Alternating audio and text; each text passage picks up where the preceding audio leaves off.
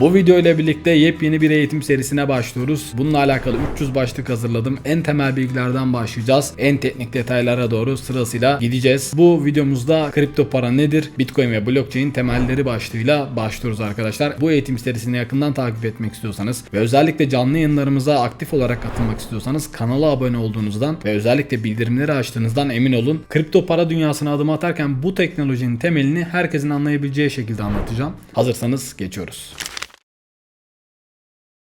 Kripto para bir banka veya hükümete bağlı olmadan çalışan tamamen dijital bir para birimidir. Normalde bir banka hesabınızdaki parayı kontrol eder. Örneğin hesabınızı dondurabilir veya işlemlerinizi durdurabilir. Ama kripto paralarda bu kontrol tamamen size aittir. Kendi dijital cüzdanınızda yani soğuk cüzdanınızda paranızı tutarsanız size kimse karışamaz. İlk kripto para olan Bitcoin, Satoshi Nakamoto adında bir grup veya kişi tarafından ortaya çıkarıldı. Bitcoin finans dünyasında bir devrim yarattı. Çünkü parayı yönetmek için artık bir aracıya gerek kalmadı. Peki kripto paralar nasıl çalışıyor? Cevap ise blockchain. Blockchain'i şöyle düşünün. Bir WhatsApp grubunda herkesin görebileceği bir mesajlaşma defteri olduğunu düşünelim. Bu defterde kim kime para gönderdi, ne zaman gönderdi gibi tüm bilgiler yazıyor. Ama bu defteri sadece bir kişi değil, gruptaki herkes tutuyor ve herkesin defteri aynı. Birisi bir işlem yaptığında, örnek Ahmet Ayşe'ye 10 TL gönderdiğinde bu işlem gruptaki herkes tarafından kontrol ediliyor ve deftere tek tek yazılıyor. Eğer biri bu defteri değiştirmeye çalışırsa, örneğin Ahmet 10 TL değil de 100 TL gönderdi şeklinde yazarsa, gruptaki diğer kişiler bunu fark ediyor ve hemen engelliyorlar. İşte blockchain de tam olarak böyle bir sistem. Tüm işlemleri şeffaf bir şekilde kaydediliyor ve kimse bu bilgileri değiştiremiyor.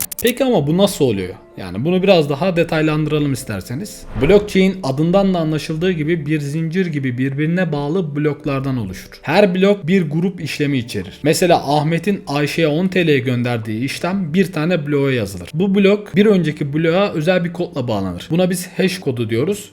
Bir nevi parmak izi de diyebiliriz aslında. Bu kod bloğun içindeki tüm bilgileri özetleyen bir koddur. Az önce de söylediğimiz gibi eğer biri bu kodu değiştirmeye çalışırsa, örneğin Ahmet'in 10 TL değil de 100 TL gönderdiğini yazarsa bu hash kodu değişir ve zincir bozulur. Gruptaki diğer kişilerden kastımız blockchain ağına bağlı bilgisayarlardan bahsediyorum. Daha anlaşılır olması için bu örnekleri kullanıyorum. Gruptaki diğer kişiler bunu hemen fark eder ve değişikliği reddederler. Yani bilgisayarlar bunu otomatik olarak gerçekleştiriyorlar. İşte bu yüzden blockchain çok güvenlidir. Yani bir işlemi değiştirebilmek için ağdaki tüm bilgisayarları aynı anda eklemeleri gerekiyor ve bu neredeyse imkansız gibi bir şey. Kripto paranın en büyük avantajı merkeziyetsizliktir. Videonun başında da söylediğim gibi normalde bir banka hesabınız varsa bunu banka dondurabilir veya işlemlerinizi durdurabilir. Mesela yurt dışından bir arkadaşınıza para göndermek istediğinizde bankaya gidip bunu havale etmeniz gerekir. Bu işlem birkaç gün sürebilir ve bankada sizden bir gönderme ücreti ister. Bu genelde birazcık normal gönderme ücretlerinden birazcık yüksektir. Kripto paralarda ise böyle bir sorun yok. Örneğin Bitcoin ile yurt dışındaki arkadaşınıza bir para göndermek istediğinizde bunu birkaç dakikada yapabilir. Çok küçük bir gönderme ücretiyle yapabilirsiniz. Üstelik kimse bu işleme karışamaz. Çünkü araya herhangi bir hükümet veya banka giremez. Ancak bu özgürlük bir sorumluluk da getiriyor tabii ki. Kripto paralarınızı sakladığınız cüzdanın özel anahtarını yani giriş şifresini kaybetmemeniz gerekiyor. Bu şifreyi şöyle düşünün. Evinizi açabilen tek bir anahtar var ve bunu kaybederseniz eve giriş imkansız hale geliyor. Kripto para cüzdanlarında da aynı şey geçerli. Özel anahtarınızı kaybederseniz kripto paralarınıza bir daha erişemezsiniz. Bu arada soğuk cüzdanlardan bahsediyorum burada. Bu soğuk cüzdanlarla ilgili detayları önümüzdeki videolarda yer vereceğim. Normal borsadaki hesabınızda şu an anlattıklarımı karıştırmamanız için bu detayı vermek istedim. Burada verdiğim örnekler bir soğuk cüzdanın şifresini kaybederseniz neler olur? Bunlardan bahsediyorum. O yüzden genelde soğuk cüzdanda kripto para tutan arkadaşların çoğunun bir kağıda şifresini yazıp bir kasada veya güvenli gördüğü bir yerde sakladığını sık sık görürsünüz. Sizin de bunu yapmanız daha doğru olur. Bitcoin çalışma sistemi olan Proof of Work nedir? Bunu şöyle özetleyebiliriz. İş kanıtı başlığı adında madencilerin işlemleri doğrulayabilmesi için matematiksel bir işlem çözmesi gerekir. Buna Proof of Work de diyebiliriz. Şimdi bu bulmaca çözme olayını biraz adım adım işleyelim.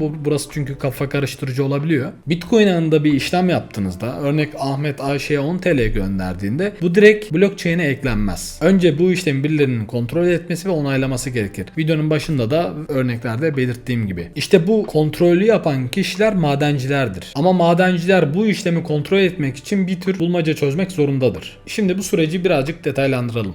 Madenciler kimdir ve bu işlemi kimler yapar? Madenciler Bitcoin ağında çalışan kişilerdir. Ama bu işi manuel olarak değil, özel bilgisayar ve yazılım kullanarak yaparlar. Yani madenciler elinde kalem kağıtla bulmaca çözmüyorlar. Bu işi onların adına güçlü bilgisayarlar yapıyor. Mesela bir madenci evinde veya madencilik çiftliğinde, madencilik çiftliğinden kastımız yüzlerce bilgisayarın bir arada çalıştığı yere denir. Bu cihazları kurar ve Bitcoin ağında işlemleri doğrulamak için kullanır. Diğer bir madde olan bulmaca nedir ve neden var? Bitcoin ağındaki işlemlerin güvenli bir şekilde blockchain'e eklenebilmesi için bir kontrol mekanizması gerekir. Bu kontrol mekanizması az önce bahsettiğimiz Proof of Work'tür. Proof of Work'teki bu bulmaca bir matematiksel problemdir. Bu problem ise bir sayıyı bulmayı içerir. Şöyle düşünün, bir öğretmen sınıfta bir ödev verdi. Bana birden 1 milyona kadar bir sayı söyleyin. Ama bu sayı matematiksel formülle çarpıldığında 1, 2, 3, 4, 5, 6 ile bitsin dedi diyelim. Öğrenciler bu sayıyı bulabilmek için tek tek deneme yaparlar. 1, 2, 3 derken öğrencinin birisi 5, 6, 7, 8, 9, 0 sayısını bulur ve formülle çarptığında 1, 2, 3, 4, 5 ile biter. İşte Bitcoin'deki bulmaca da buna benzer bir bulmaca. Madencilerin bilgisayarları bir bloğun içindeki işlemleri ve rastgele bir sayı kullanarak bir hash kodu üretir. Bu hash kodu belli bir kurala uyması gerekir. Örneğin başında belli sayıda 0 olması gerekir gibi. Peki bu bulmaca neden var? Çünkü bu bulmaca ağın güvenliğini sağlıyor. Eğer bu bulmaca olmasaydı herkes sahte işlemleri yapıp blockchain'e ekleyebilirdi. Ama bu bulmacayı çözmek zor ve zaman alan bir şey. Bu yüzden sadece dürüst madenciler bu işi yapabiliyor. Ayrıca bu bulmaca yeni Bitcoin'lerin de piyasaya kontrollü bir şekilde çıkmasını sağlıyor. Bu bulmaca nasıl çözülüyor ve bilgisayarlar bunu nasıl yapıyor? Dediğimiz gibi bu bulmacayı madenciler manuel olarak çözmüyorlar. Bunu bir bilgisayar yardımıyla yapıyorlar. Madenciler özel madencilik cihazlarını bir Bitcoin ağına bağlıyorlar. Bu cihazlar bir yazılım üzerinden çalışır. Özel bir madencilik yazılımı kurmanız gerekiyor. İlk başta madenci bu cihazı kurar ve bir madencilik havuzuna katılır veya kendi başına madencilik yapmaya başlar. Birinci adım, madenci Bitcoin ağındaki bir grup işlemi, örneğin Ahmet'in Ayşe'ye 10 TL gönderdiği işlemi alır. İkinci adım ise bu işlemleri bir bloğa koyar ve rastgele bir sayı seçer. Bilgisayar bu bloğun bilgilerini bir hash fonksiyonuna sokar. Bu fonksiyon SHA-256 olarak da geçer. Bir tür şifreleme algoritmasıdır. Ve bunun sonucunda da bir hash kodu üretir. Dördüncü adım ise bu hash kodu belli bir kurala uyması gerekir. Örneğin başında 10 tane 0 olması gibi. Eğer hash kodu bu kurala uymuyorsa bilgisayar rastgele sayıyı değiştirir. Örneğin 1 yerine 2 yapar ve tekrar hash kodunu hesaplar. Bu deneme yanılma süreci doğru hash kodunu bulana kadar da devam eder. Doğru hash kodunu bulmak saniyede milyonlarca deneme gerektirebilir. Örneğin bu yıl itibariyle, yani 2025 yılı itibariyle Bitcoin ağında bir bloğu doğrulamak için saniyede trilyonlarca hash denemesi yapılıyor. Ve bu bulmacayı çözmek çok fazla elektrik ve işlem gücü gerektiriyor. Mesela bir madencilik cihazı bir bloğu doğrulamak için bir evin günlük enerji tüketimine eşdeğer bir enerji tüketebilir. Peki ödül nasıl ve nereden veriliyor?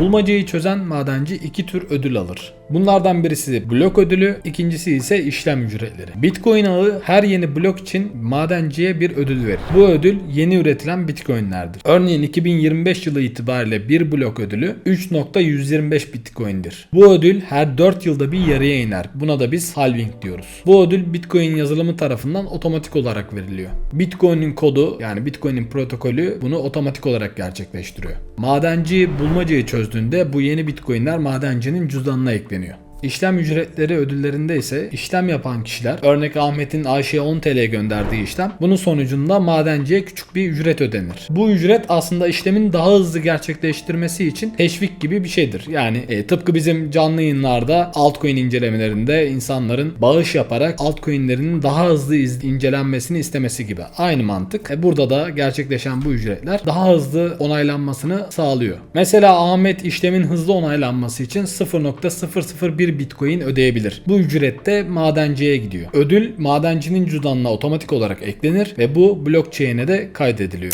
Bilgisayarlar madenciliği nasıl yapıyor ve ilk adımları neler? Madencilik yapmak için öncelikle bir madenci şu 5 adımı sırasıyla izlemesi gerekiyor. Birinci adım donanım ve yazılım hazırlığı. Madenci bir madencilik cihazı satın alır. Bu cihazlar normal bilgisayarlardan çok daha güçlüdür ve bu bilgisayarlara bir madencilik yazılımı indirir. İkinci adım cüzdan oluşturma. Madenciler ödüllerini alabilmek için bir Bitcoin cüzdanı oluşturur ve bu cüzdanı madencilik yazılımına eklerler. Üçüncü adım ise madencilik havuzuna katılma. Çoğu madenci kendi başına madencilik yapmak yerine bir madencilik havuzuna katılır. Madencilik havuzu ise birden fazla madencinin bir araya gelip işlem güçlerini birleştirdiği ortamdır. Çünkü tek başına madencilik yapmak çok zordur ve bulmacayı çözme şansı çok ama çok düşüktür. Bu yüzden de gruptaki herkes birlikte çalışır ve ödülü de bölüşürler. Ve dördüncü adım madenciliğe başlama. Madenci cihazını çalıştırır ve yazılım Bitcoin ağındaki işlemleri almaya başlar. Ve cihaz bulmacayı çözmek için rastgele sayıyı değiştirerek sürekli hash kodu üretir ve bu şekilde deneme yanılma yapmaya devam eder. Ve son olarak da 5. adım ödül alma. Kripto paralar gizlilik konusunda farklı bir deneyim sunuyorlar. Bitcoin işlemleri aslında tamamen anonim değildir. Kimliğinizin açıkça görünmediği ama bir cüzdan adresiyle işlem yaptığınız bir yapıdadır. Bunu şöyle düşünelim. Bir maskeli baloya katıldınız ve herkesin yüzü maskeli. Siz birine para verdiğinizde bu para verdiğinizi herkes görüyor ama kimse sizin gerçek kimliğinizi bilmiyor. Örneğin mavi maske kırmızı maskeye 10 TL verdi gibi. Bitcoin'de de aynı şey geçerli. İşlemler bir cüzdan adresine bağlıdır ama bu cüzdan adresi sizin kimliğinizi göstermez. Ancak şöyle bir durum var.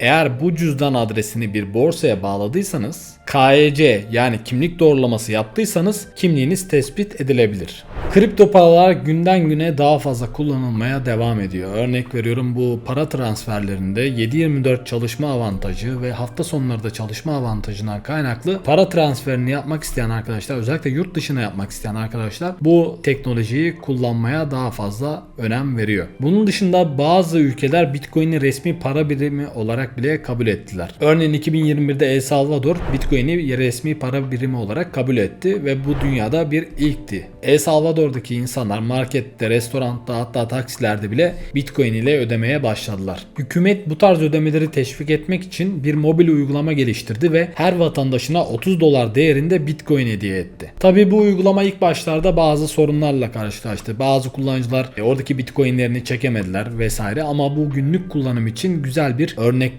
Bazı büyük şirketler de Bitcoin'i ödeme aracı olarak kabul etti. Örneğin 2021'de Tesla araçlarını Bitcoin ile satmaya başladı. Bir müşteri Tesla'nın kendi sitesinden bir aracı seçtikten sonra Bitcoin ödeme seçeneğini tıklayarak Bitcoin ile ödeme yapıp o aracı alabiliyordu. Fakat birkaç ay sonra Tesla çevresel nedenlerden kaynaklı, yani Bitcoin'in fazla enerji tüketmesinden kaynaklı bu uygulamayı durdurdu. Kendi yapmaya çalıştıkları şeyle ters düştüğü için. Bitcoin sadece bir ödeme aracı olarak değil, bir değer saklama aracı olarak, bir dijital altın olarak da kullanılıyor. Mesela bazı insanlar altın almak yerine Bitcoin alabiliyorlar. Bunu yapmalarının sebebi Bitcoin'in altından daha fazla değer kazanıyor olması, daha hızlı değer kazanıyor olması. Ama şöyle de bir risk var. Aynı şekilde Bitcoin'in değeri altına nazaran çok daha hızlı düşebiliyor. Yani örnek veriyorum, Bitcoin'in fiyatı 2021'de $60.000 çıktığında birkaç ay sonra $30.000 düşmüştü. Böyle bir durum altında söz konusu değilken kısa vadede Bitcoin'de bu çok kısa vadede olabiliyor. Bu yüzden dikkatli olmakta fayda var. Sonuç olarak kripto paralar ve blockchain teknolojisi finans dünyasında büyük bir değişim yaratıyor. Merkeziyetsiz, düşük işlem ücretleri ve gizlilik gibi hem avantajları hem de özel anahtarları kaybolabilmesi veya hatta fiyat dalgalanmalarının sert olması gibi riskleri de var. Bu video aslında tek tek incelenmesi gereken birkaç konunun birleşimi bir video oldu. Özet bir videosu oldu. Bu şekilde temel eğitim videoları gelmeye devam edecek ve daha sonra da yavaş yavaş teknik eğitimlere geçmeye başlayacağız. Videoyu kapatmadan önce kanala abone olduğunuzdan emin olun. Diğer videoda görüşene dek kendinize iyi bakın. Görüşmek üzere.